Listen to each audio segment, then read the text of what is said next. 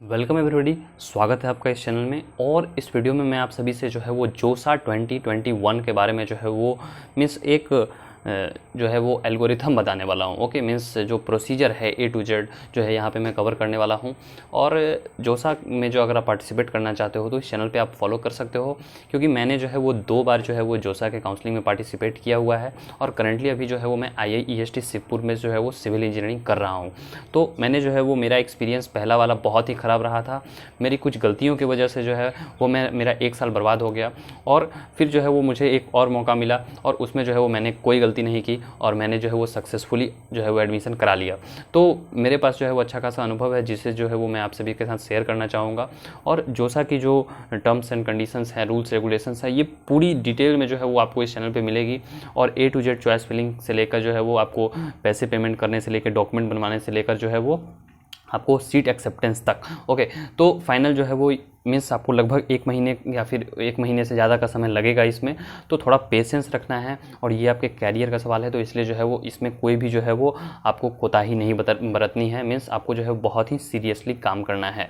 Okay, तो देखिए जोसा जो है मीन्स अभी तक तो जब आप 11th 12th इंटर की जो है वो आप तैयारी कर रहे होगे JEE मेंस से एडवांस की, तो उसमें जो है वो आप अपने कॉलेज के बारे में उतना नहीं सोचा होगा। लेकिन जब आपकी रिजल्ट आ जाती है तो आपको फाइनली क्या लेना है, आपको एडमिशन लेना है। तो एडमिशन जो है वो कौन कराती है, जोसा कराती है या फिर CSAB कराती है। तो देखिए जोसा जो है वो मैं बता दूं क्या है। जोसा एक जो है वो आपको ऑर्गेनाइजिंग इंस्टीट्यूट है जो कि एडमिशन का जो है वो एलोकेशन का प्रोसेस है। मीन्स किस बच्चे को कौन सा IIT में देना है, किस बच्चे को कौन से NIT में डालना है, ये सभी काम करती है जोसा। ओके, तो आपको समझ में आ गया होगा कि जोसा क्या है और ये जो है वो इसका काम क्या है। अब देखिए जोसा में जो है वो कुछ प्रोसीजर्स होते हैं। मीन्स पहले ये होगा, फिर फर्स्ट नंबर पे ये होगा, फिर सेकंड पे ये होगा, थर्ड पे होगा, ऐसे कुछ जो है वो प्रायोरिटी लिस्ट होती है काम करने की। ओके, तो देखिए सबसे पहला जो है वो होता है कि आपका रजिस्ट्रेशन, जो कि आप जो है वो अपना नाम ये सभी जो है वो बस JEE मेंस से डेटा कॉपी हो जाता है जोसा के वेबसाइट पे और आपका जो है वो रजिस्ट्रेशन हो जाता है। ओके, उसमें बस कोई हार्ड एंड फास्ट नहीं है। सारे स्टूडेंट्स जो कि JEE मेंस क्वालिफाइड हैं और जो JEE मेंस क्वालिफाइड हैं और जो JEE एडवांस क्वालिफाइड है, वो सभी स्टूडेंट्स जोसा में जो है वो अपीयर हो सकते हैं। तो मिनिमम होना चाहिए कि आप JEE मेंस क्वालिफाइड हो। JEE एडवांस अगर आप क्वालिफाई नहीं भी हो तब भी कोई बात नहीं, आपको जो है वो JEE एडवांस बस JEE मेंस जो है वो बस क्वालिफाई होना चाहिए, आप जोसा में अपीयर हो सकते हो। ओके, तो उसके बाद जो है वो आपको रजिस्ट्रेशन करना होगा, फर्स्ट स्टेप। सेकंड स्टेप जो है वो आप रजिस्ट्रेशन में कोई पैसे नहीं लगते हैं, ये बात मैं आपको बता दूँ, रजिस्ट्रेशन में कोई पैसे नहीं लगते हैं। सेकंड स्टेप कि आपको जो है वो चॉइस फिल करने होंगे। फिर थर्ड स्टेप है कि चॉइस फिल करने के बाद जो है वो आपको मॉक सीट एलोकेशन होता है। मॉक सीट एलोकेशन का मतलब क्या होता है कि आपने जो चॉइसेस भरी हैं उस बेसिस पे आपको कौन कौन सी सीट्स मिल सकती हैं, उसका एक जो है वो रफ आइडिया आपको लगता है मॉक सीट एलोकेशन में। ओके, मीन्स 100% एक्यूरेट नहीं होता है। फिर उसके बाद जो है अपना आप चॉइसेस ऊपर नीचे कर सकते हो। अब चॉइसेस, मैं ये वर्ड कर रहा हूँ, चॉइसेस क्या है, तो देखिए चॉइसेस हैं कि कौन से कॉलेज में आपको कौन सा ब्रांच चाहिए। मीन सपोज किसी स्टूडेंट्स को जो है वो IIT बॉम्बे में जो है वो बहुत सारी ब्रांचेज है, आप जानते हो इंजीनियरिंग में बहुत सारी ब्रांचेज होती हैं।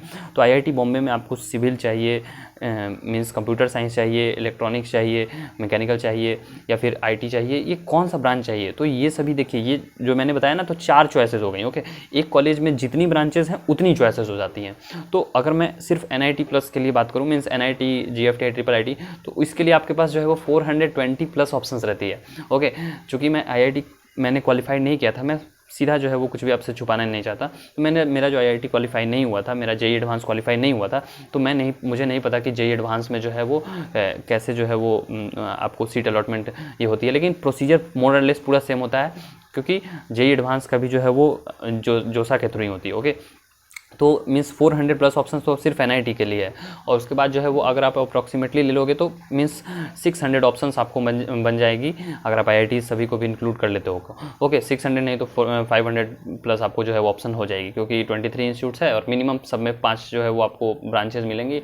तो आपको 110 आप 115 ऐड कर लो, तो आपको जो है वो लगभग 550 के आसपास जो है वो ऑप्शंस मिलेगी अगर आप JEE एडवांस क्वालिफाइड हो तो। ओके, तो उसके बाद जो है वो चॉइसेस आपको फिल करनी है। चॉइसेस फिल करने के बाद जो है वो मॉक सीट एलोकेशन होगा। मॉक सीट एलोकेशन क्या होता है कि मैंने बता दिया कि एक रफ आइडिया आपको देने के लिए कि जो आपने चॉइसेस बढ़ी है उस बेसिस पे कौन सा कॉलेज आपको मिल सकता है। ओके, तो उसके बाद जो है वो आती है कि एक्चुअल सीट एलोकेशन, मीन्स आप एक्चुअल में जो है वो आपको कौन सा सीट होगा। अब राउंड्स होती हैं। ओके, राउंड्स होती हैं। तो राउंड क्या होती है कि जैसे आपने कुछ चॉइसेस बढ़ी, उस बेसिस पे आपको कॉलेज अलॉट हुआ तो फिर आपको जो है वो पैसे पे करने हैं। हाँ, एक बात है जोसा की बहुत अच्छी लगती है मुझे कि अगर आपको सीट अलॉट होगा तभी पैसे पे करने हैं, सीट अलॉट नहीं हुआ पैसे नहीं पे करने हैं। ओके, तो ये बहुत ही अच्छी बात है।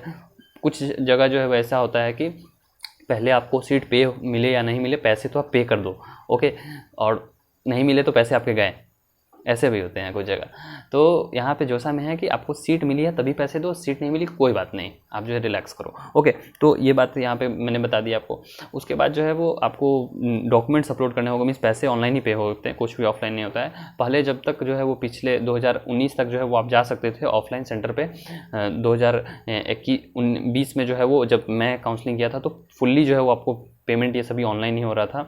तो होपफुली कि 2021 में भी जो है वो सारा कुछ ऑनलाइन ही होगा, क्योंकि अभी तक इंस्टीट्यूट्स पूरी सभी इंस्टीट्यूट जो है ओपन नहीं हुई हैं। लेकिन अगर फिर भी एडमिशन प्रोसेस जो है वो ऑफलाइन होती है तो उसके बारे में जो है वो आपको नोटिफाई किया जाएगा। ओके, तो ये बात तो हो गई। उसके बाद पेमेंट करना है और उसके बाद सीट आपको एक्सेप्ट करना है। उसके बाद 3 ऑप्शंस मिलती है आपको, फ्लोट, स्लाइड और एक और होती है स्लाइड, फ्लोट एंड फ्रीज। हाँ, 3 ऑप्शंस होती है। तो फ्रीज मतलब कि आपको जो है वो जो आपको सीट मिली है वो आपको कंफर्म हो गया, आपको आगे जो है वो नहीं जाना है, मीन्स आपके मनपसंद लायक सीट मिल गई तो आप जो है वो चले गए फ्रीज में।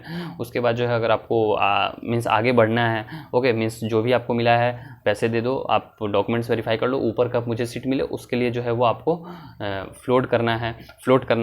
और एक होती है स्लाइड मतलब कि जो भी आपको ब्रांच मिली है एक कॉलेज में, उसी कॉलेज में जो है वो अदर ब्रांचेस मिले। हालांकि ये सभी आपको फ्लोट, फ्रीज, स्लाइड सभी के बारे में पूरी डिटेल वीडियो में जो है वो पिछले साल भी मैंने अपलोड किया था, इस साल भी अपलोड करूंगा, तो आपको पूरी डिटेल जो है वो बात पता चलेगी। ओके, तो उसके लिए आपको कुछ भी टेंशन लेने की जरूरत नहीं है। और CSAB का भी जो है वो ऐसा ही कुछ रूल रहता है। अगर आपको एडमिशन नहीं लेना है, मीन्स आपने पैसे पे कर दिए हैं, फिर आज जो है वो कहीं दूसरे कॉलेज में आपका अच्छा एडमिशन हो गया है, तो भी आप चाहें तो विड्रॉ कर सकते हैं, उसकी भी बहुत ही जो है वो रूल्स एंड रेगुलेशंस हैं। और 2019 में मेरे साथ यही हुआ था, तो उसका भी एक्सपीरियंस है जो कि मैं आपको फिर आने वाले अभी जो है 1 महीने में, 1.5 महीने में जो है वो आप चैनल के साथ जुड़े रहें तो आपको जो है वो पूरी डिटेल में यहाँ पे बात बनती रहेगी। और टेलीग्राम पे एक जो है वो चैनल मैंने ग्रुप बना दिया है, वहाँ पे आप सभी स्टूडेंट्स जाकर डिस्कस कर सकते हैं। कोई भी अगर आपकी डाउट होती है, क्वेरी होती है, बहुत सारे मीन्स 400-500 के आसपास स्टूडेंट्स हैं उस पर, तो वो भी आपसे अपनी जो है वो क्वेरी आप लोग सॉल्व कर सकते हैं आपस में, अगर छोटी मोटी हो। और कभी कभार जो है वो मैं भी आपको जो है वो कुछ क्वेश्चन का रिप्लाई दे दिया करूँगा। ओके, सो आई होप कि मैंने जो है वो आपको बता दिया है कि कैसा प्रोसीजर होता है। और चॉइस फिलिंग बहुत इंपॉर्टेंट है, ये मैं आपको बताना चाहूँगा कि चॉइस फिलिंग में अगर एक गलती अगर आप कर दोगे ना तो वो आपको बहुत भारी पड़ सकता है। और मैंने 2019 वाले से यही सीखा कि चॉइस में जो है वो गलती नहीं होनी चाहिए। ओके, चॉइस फिलिंग बहुत इंपॉर्टेंट है, एक्सट्रीमली इंपॉर्टेंट है। चॉइस फिलिंग में एक भी ऑप्शन, मेरा एक ऑप्शन था जो है वो 25 नंबर मीन्स 180 के आसपास जो है वो मैंने ऑप्शन फिल किए थे, और मेरा 25 नंबर पर जो है वो एक गलत ऑप्शन चूज़ हो गया था, जिस वजह से मुझे जो है वो 1 साल मतलब कि बर्बाद हो गया। और होपफुली कि सेकेंड ईयर मेरा फिर से जो है वो सिलेक्शन हो गया, नहीं तो मैं जो हूँ स्टेट इंजीनियरिंग में पढ़ता, सेंट्रल इंजीनियरिंग का जो है वो मेरा सपना ही रह जाता। ओके, तो एक बहुत ही इंपॉर्टेंट फैक्टर है और आप सभी को एकदम बारीकी से करना चाहिए, अपने तक ही सीमित नहीं रखना चाहिए कि सिर्फ अकेला मैं सब कुछ एकदम मिस कर लूँगा। आप अपने दोस्तों को भी इन्वॉल्व कीजिए, जो भी जोसा के काउंसलिंग में जो है वो पार्टिसिपेट कर रहे हैं उन सभी से भी इंटरेक्ट कीजिए, और जो भी आपके सीनियर्स हों सभी से आप एक बार राय ले ले कि क्या मैं इस कॉलेज को अप्लाई करूँ नहीं करूँ। सभी जगह से आप ज्ञान इकट्ठा कीजिए और फाइनल जो है वो अपना दिमाग लगा के जो है वो आपको काउंसलिंग करनी है। तो आई होप कि मैंने आपको जो है वो कुछ आउटलाइन बताया कि कैसे जो है आपको जोसा में पार्टिसिपेट करना है ये सभी। तो ये बस इंट्रोडक्टरी वीडियो था और फुल्ली जो है वो आपको कंटेंट मिलते रहेगा इस चैनल पे, तो चैनल को सब्सक्राइब कर लें। और thanks for watching the video and have a good day.